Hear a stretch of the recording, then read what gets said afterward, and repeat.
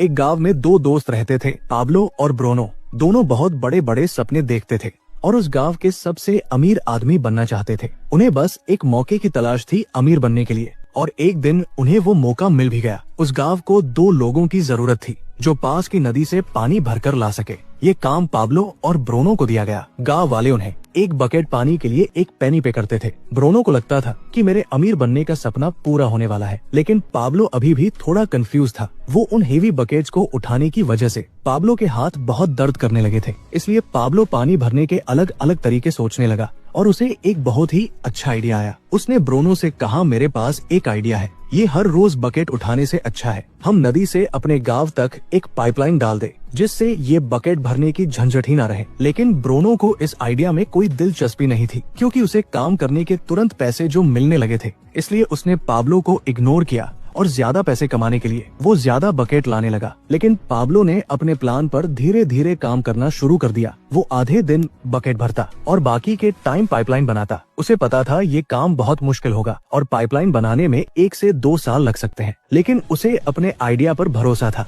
इसलिए उसने पाइपलाइन के लिए काम जारी रखा। कुछ महीने बाद ब्रूनो और गांव वालों ने उस पर हंसना शुरू कर दिया, क्योंकि 1-2 महीने में उसका कुछ खास काम नहीं हुआ था। इसलिए गांव वाले उसे पाब्लो द पाइपलाइन मैन कहकर उसका मजाक उड़ाते थे। और दूसरी तरफ बकेट भरने वाले ब्रूनो की इनकम डबल हो चुकी थी। वो एक बड़ा घर खरीद चुका था, उसकी लाइफस्टाइल बदल चुकी थी। ब्रूनो जब वीकेंड्स पर मजे करता तब भी पाब्लो पाइपलाइन के लिए खुदाई का काम करता था। और कुछ ही महीने बाद पाब्लो की आधी पाइपलाइन बन चुकी थी, जिसकी वजह से उसे पानी भरने के लिए अब आधे रास्ते तक ही आना पड़ता था। इससे उसका काफी टाइम बचने लगा और वो पाइपलाइन बनाने में ज्यादा टाइम देने लगा। इधर कुछ महीनों बाद ब्रूनो को रियलाइज हुआ कि रोजाना इतनी बकेट उठाने से उसका शरीर अब पूरी तरह से थक चुका था। अब वो पहले जितना पानी नहीं ला सकता था, जिसकी वजह से वो बहुत परेशान रहने लगा। और इस तरह महीने गुजरते गए, पर पाब्लो ने अपनी पाइपलाइन पर काम जारी रखा और देखते ही देखते कुछ ही साल में पाब्लो ने पाइपलाइन कंप्लीट कर ली। अब वो बकेट उठाने की जगह पाइपलाइन से गांव वालों को 24 घंटे 7 दिन फ्रेश पानी देता था,